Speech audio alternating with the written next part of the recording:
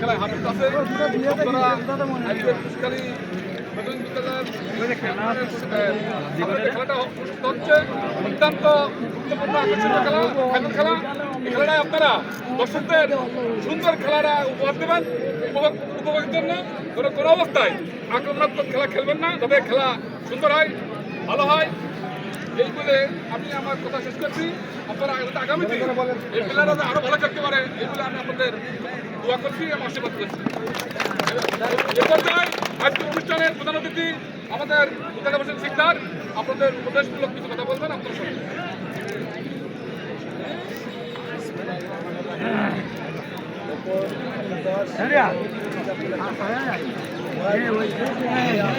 আপনারা ধৈর্যের সাথে ভাই ভাই হিসেবে খেলাগুলো আমাদের পরিদর্শন করাবেন এবং এই খেলায় যাতে আমাদের এই দর্শকরা সবাই আপনাদের প্রতি যেন খুশি খুশিভাবে থাকে মন, এবং আমরা সবাই ভাই ভাই এই হিসেবে এই মন মানসিকতা নিয়ে আপনারা খেলা করবেন।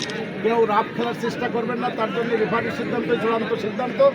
আর যারা ওই দুই টিমের সাথে যারা মানে এলাকার থেকে আসছেন, আপনাদের কাছেও আমাদের বিনীত অনুরোধ, যেহেতু মির্জাপুর বেতুল এটা বেশি ডিস্টেন্স না, 5-6 কিলোমিটার দূরী, আমরা সবাই একই।